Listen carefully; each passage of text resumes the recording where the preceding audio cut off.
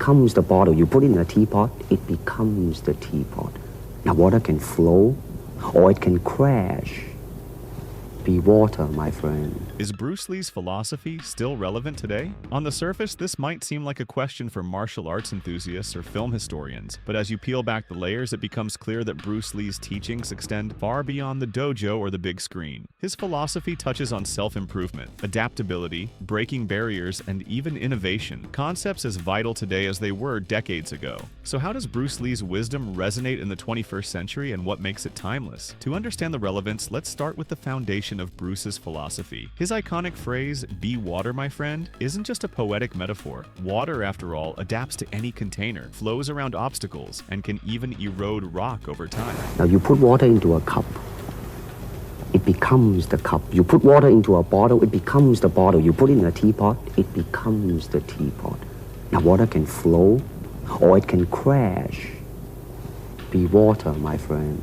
Like that, you see? Yeah, I see. I get. This principle is mirrored in today's fast-paced world, where adaptability is essential. Whether you're an entrepreneur navigating a volatile market or an MMA fighter preparing for an unpredictable opponent, the ability to remain fluid and flexible often determines success. Could Bruce have foreseen the importance of this mindset in our ever-changing world? Consider modern MMA, where fighters like Conor McGregor or John Jones are celebrated for their versatility. MMA fighters today are often hybrids, blending techniques from various martial arts. This echoes Bruce's creation of Jeet Kune Do, which broke away from traditional styles to embrace what was effective from all disciplines. Bruce once said, "Using no way as way, having no limitation as limitation." Doesn't this sound like the guiding principle of MMA itself? Fighters must adapt constantly, both in training and in the cage, much like Bruce's philosophy demands. But Bruce's teachings weren't just about physical adaptability. He emphasized mental flexibility as well.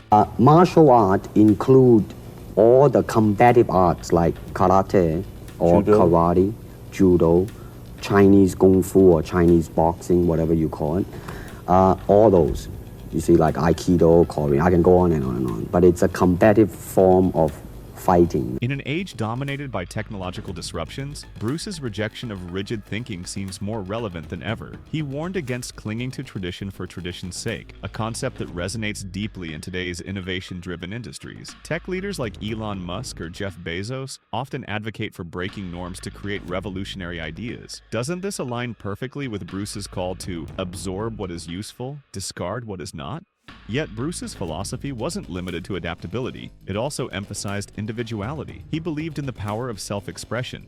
You see, actually, I do not teach, karate because I do not believe in styles anymore. I mean, I do not believe that there is such thing as like Chinese way of fighting or the Japanese way of fighting or whatever way of fighting, because unless human beings have 3 arms and 4 legs, we will have a different form of fighting.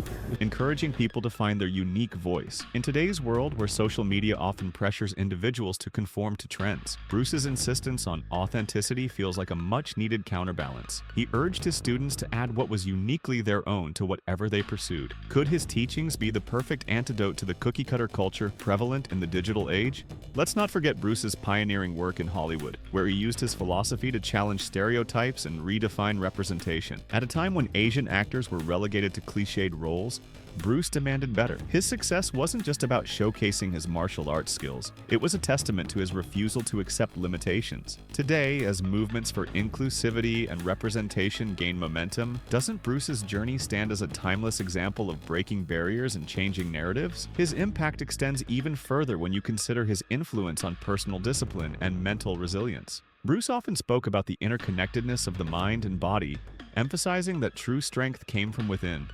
In a world increasingly focused on mental health and mindfulness, Bruce's teachings on self-discipline and inner balance are more relevant than ever. Could his approach offer a roadmap for those navigating the complexities of modern life? Interestingly, Bruce Lee's teachings also find parallels in today's obsession with efficiency and minimalism. Jeet Kune Do wasn't just a martial art. It was a philosophy of stripping away the unnecessary to focus on what worked. So styles tends to not only separate men, because they have their own doctrines, and then the doctrine became the gospel truth, that you cannot change, But But if you do not have styles, if you just say, well, here I am, you know, as a human being, how can I express myself totally and completely? Now, that way, you won't create a style, because style is a crystallization, you know. I mean, that way, it's a process of continuing growth. This mindset resonates in everything from productivity hacks to minimalist lifestyles. Whether it's decluttering physical spaces or streamlining workflows, the modern world's less is more philosophy seems to echo Bruce's approach. Bruce's philosophy also finds a unique connection in today's fitness culture. While many follow strict regimens or predefined programs, Bruce encouraged a personalized approach. He believed in understanding one's own body and adapting training methods accordingly. In an era of wearable tech and personalized fitness apps, doesn't this sound strikingly familiar? Could Bruce have been ahead of his time, advocating for customized approaches long before technology caught up? Even his films serve as timeless lessons. Consider the choreography of his fight scenes, which balanced realism with cinematic flair. In today's action films, where CGI often overshadows practical stunts, Bruce's dedication to authenticity feels like a lost art. His scenes weren't just fights, they were stories, each move conveying emotion and purpose. How many modern filmmakers could benefit from revisiting Bruce's approach to storytelling through action? But perhaps the most striking aspect of Bruce Lee's philosophy is its refusal to become dogma. Bruce repeatedly warned against turning his teachings into rigid doctrines. Well, I mean, definitely in the beginning, I had no intention or whatsoever that what I was practicing and what I'm still practicing now would lead to this to begin with.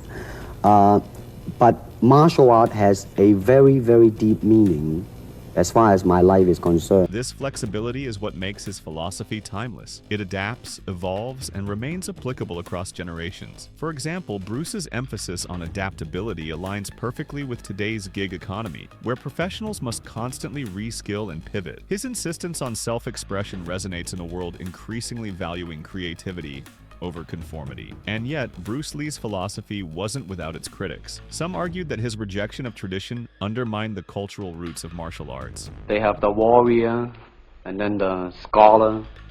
The way the warrior walk will be something like this. Walking this way, straight, come out, bend, straight, and then walk out again. Some imitate a crane, a monkey, a praying mantis. This is a crane form. Start off.